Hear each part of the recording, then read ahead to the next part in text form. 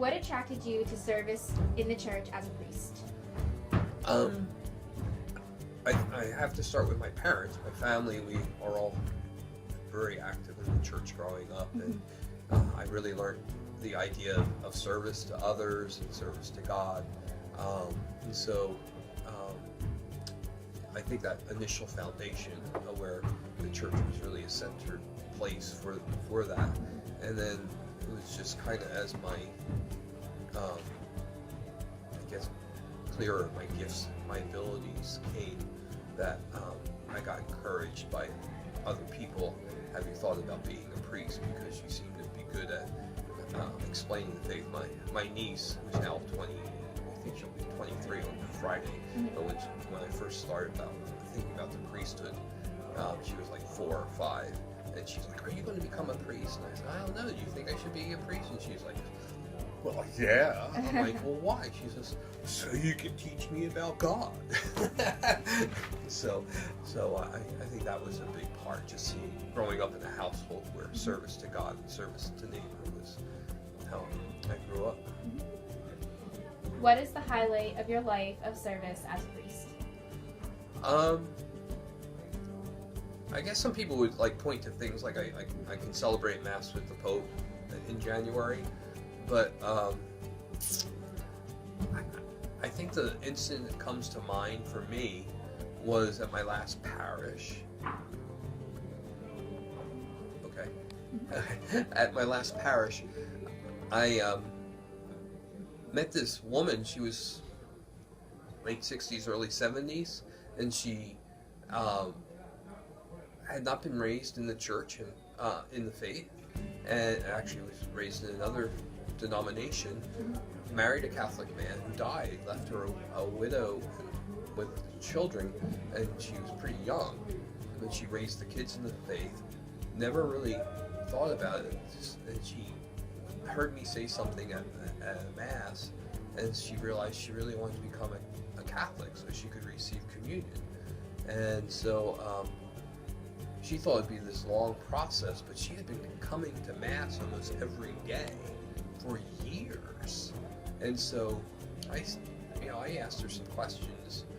I felt that she was what we would call catechized. She knew the faith. I mean, Right. And I'm like, well, I'm not going to make you go through catechesis when you already know it. And I talked to the pastor, and he agreed. And so she just had to bring me a copy of her baptismal certificate to make sure she was baptized already, or we need to do that. And she was baptized. She said, "So when could I come in?" And I said, "When you want to do it." And so we did it 2 days later at a daily Mass, and she asked a deacon to be her sponsor for confirmation, and many of the people thought she had already been Catholic, and I stopped at Dunkin' Donuts and got a box of Joe and some munchkins so that we could have a party for her after Mass, and she was just so thrilled that she could now fully participate in the Mass, receive communion and everything, and people, at daily Mass, of course, they're like, "Oh, we thought you were a Catholic, well, welcome," and stuff like that. And so I think that was kind of like a highlight for me.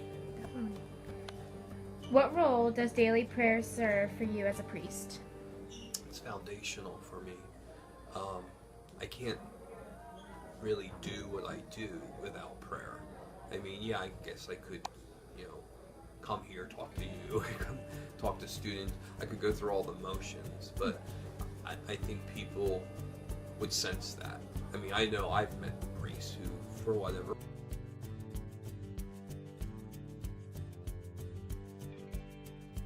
Okay. I've just encountered priests in my own life who, for whatever reason, not wanting to judge them, but it became clear that they were just kind of going through the motions. And when you talk to them, they're not praying because they think they've gotten too busy with things. And I don't want to be like that.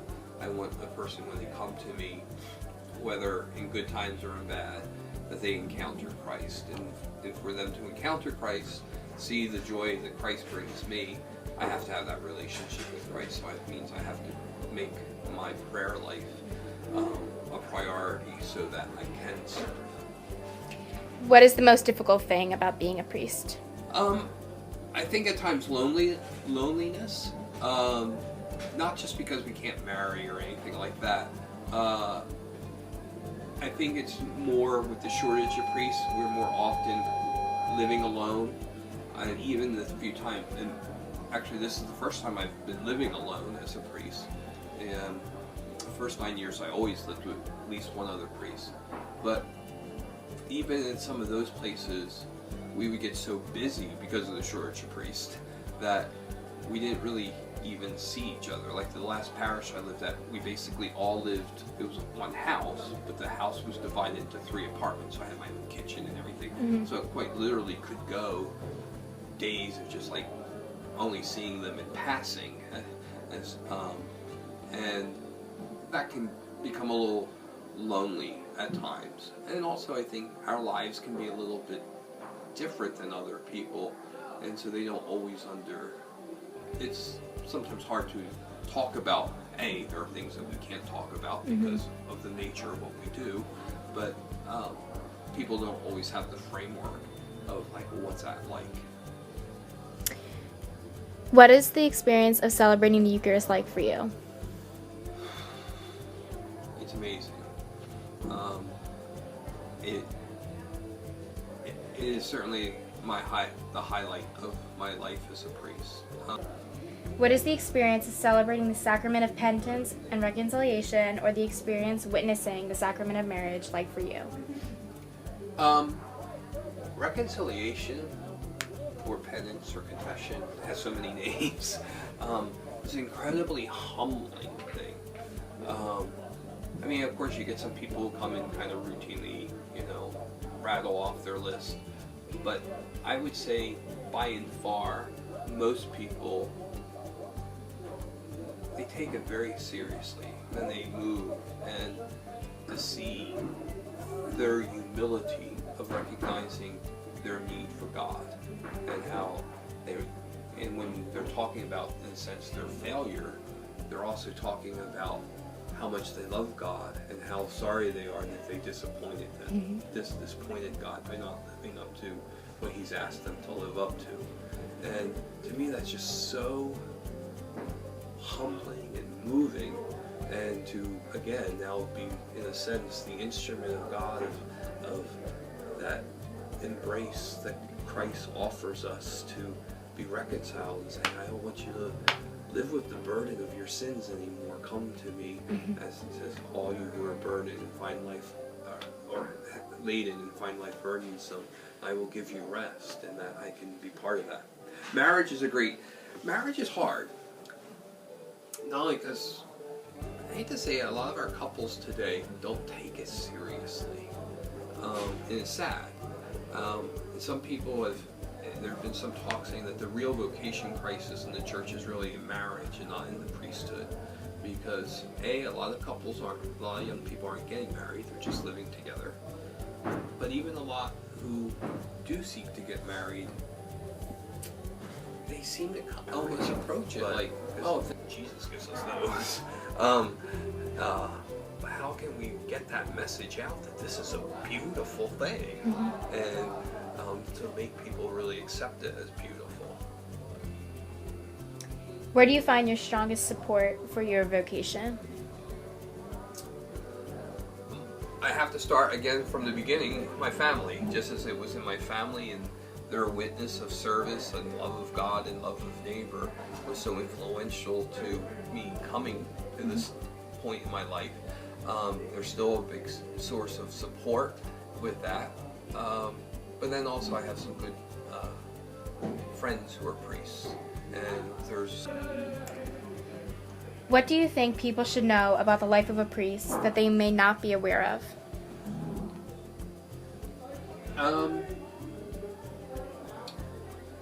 Monsignor Luigi Gossani, the priest I admire, he's passed away. He started this movement in the church that he didn't want to start. But he once said, to be good priests, you first need to be good men. If you need to cry, cry. If you need to laugh, laugh. And I think a lot of people still kind of think that we're not normal. And I think that's what they need to know. And they're like, yeah, there are days in which I have a good day, bad days. Sometimes I have a need to, cry or vent or just kind of be sad about something. And also to be happy and joyful. And I think that's part of my ministry here at the high school. So when kids see that, I have a dog, I can't believe how many times people ask me, you have a dog? Or when they hear I ride a motorcycle, or this summer I took up the ukulele, trying to teach myself how to play the ukulele. I think that teaches, the kids are starting to experience, I'm just a human being, getting older than you all are, but I'm just a person who has the same kind of things. And I think that's important because, well, of course Jesus is God, but he also took on our human nature. And I think there sometimes is a tendency, well, Jesus doesn't really understand me, but he really does. He knows our struggles, our joys, what gets on our nerves, and things like that. And if people can experience that through me, then maybe they can really have that personal encounter with Christ and enter into that personal relationship with him. And lastly, do you envision any changes being made to the priesthood in the future? If yes, what do you think they will be?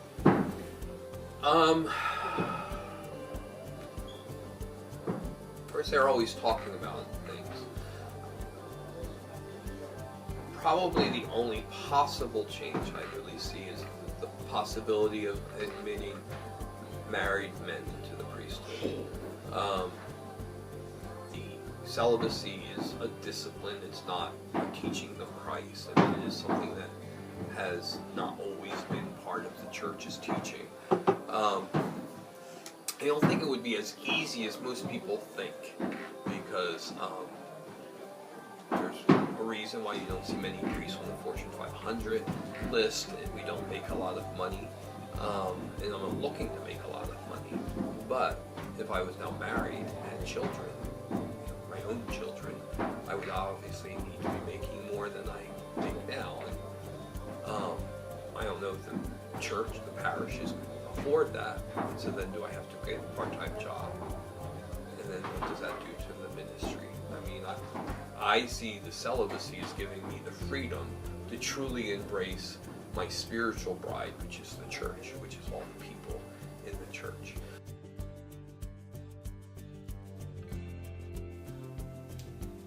Okay, my name is Ulysses Miranda Waynez. Hyphen is a little bit line. Okay, Candy, if you come to the, I will answer the question. Okay, Grandma. Okay, Grandma. Grandma, what is your name? Pinch me. I'm gonna get out of here. Okay, Grandma. What's your name? She don't want me to tell the truth. I don't tell the truth this time. Candida Ortiz Miranda. Okay, how old are you both? I'm 82 years old. Okay, Grandma, how old's Grandpa? Grandpa is 88. How long have you been 31. married to each other? How How long have you been married to each other? Oh, 60, no, What? 64 years old. What kind? Okay. Estamos de I'm gonna. I don't know. I got out of here. no. Grandpa. It's No, okay. Okay. I'm gonna start my whole story between me and my wife, okay? We first met. Long ass question because I whipped you. Okay, I met my wife. She was in grammar school. I was already in high school. I think was. Okay, you follow me? Yeah. Okay, I was already in high school, she was in grammar school. I used to go to grammar school because all these girls were together, in different buildings, but they were together. In other words, we used the same backyard because they were all the three. school they were together. Anyway, I used to go to the grammar school to city girls or I got prima, fooling around. Then I went to the I was a history class or what kind of history, and they got some fossils in the table, very nice fossil, and the teacher no was there, so me and my friend we started taking fossils, I took one and put it in my pocket, and from there on my wife told me I'm a thief, and every time he told me you a thief, you stole something from the classroom.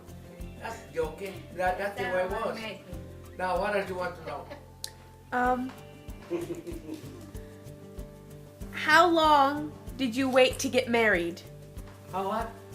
¿Cuánto tardaste en casarnos? ¿Cuánto qué? ¿Cuánto tardaste en casarnos? ¿Cuántos años tengo casado? I don't know. No, ¿cuánto te tardaste desde que nos conocimos hasta que nos casamos? Oh, I don't know, you know. You can answer, Grandma.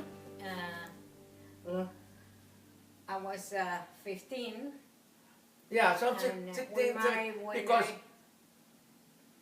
I was in high school, I graduated from high school, and then they draft me. But I want to go to college. I was in college already. And I was 18. I got business college. And then I was 13. we was, I was, fooling around with the kids, and then here and there we go to the 13 to the park, La Plaza, with my bunch of friends, and we see the girls going around in circle and all that. Finally, I met her. For some reason, I don't know, we met her someplace, and then after that, well, can you tell? 6 years. Can you tell? Can you tell? What tell what? The question, Grandma, how long did you wait to get married? I was 6 years. We 6 both years. are Catholic, so that's our religion. And you marry in your own religion. We were Catholic. My priest was Father de la Calle. That was the name, de la Calle. In a Catholic cathedral in Ponce, Puerto Rico. I was too young, Okay. and I was not thinking of children at all. Okay. I never thought, that won't happen, I was young, too young. Now that you have children, Uh-huh. how have they contributed to your marriage? Oh, they contributed a lot, especially my husband, that I thought that he was having such a good father. And What's your was favorite great. thing about being married? well, for one thing, back together to the girl I love, and the old man you want to. No, we have a very, very happy family. Even so that we went, I was overseas, I come back, I go and come back. But most of the time when I make my rank, I take my kid with me to Europe, to Washington State, way up there. And did they went to Georgia? No. Who went to Georgia? All of them? You went? Yeah, when they No. were little. Grandma, I wasn't what's so many what's your favorite part about being married? Well, being with my husband, I want to be with him all the time, and my children, the family, and he has been a very, very good husband, a perfect father.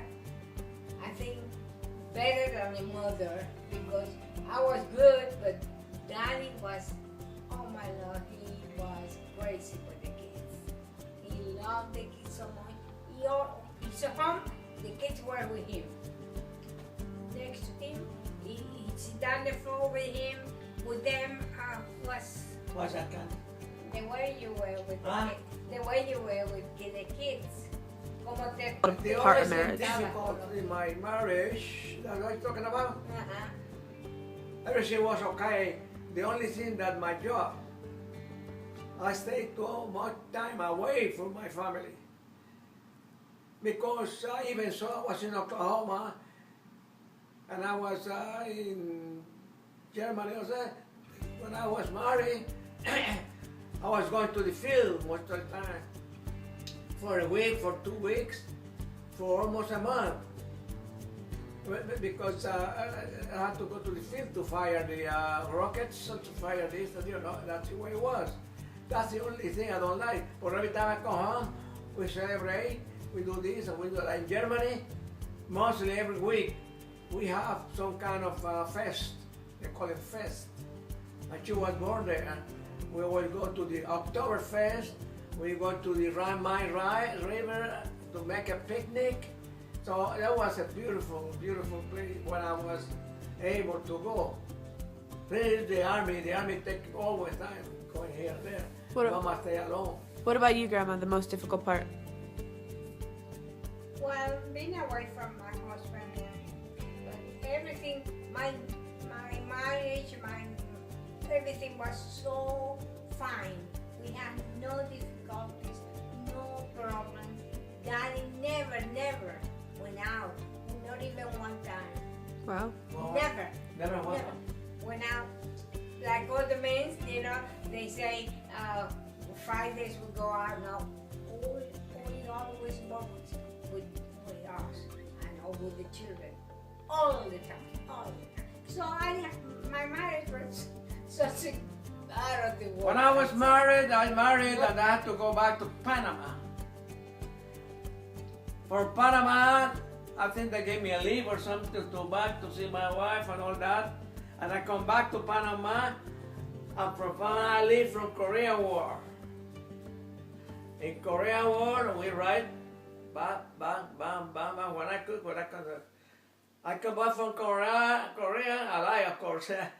I come back and I went to New York, Camp Kilmer.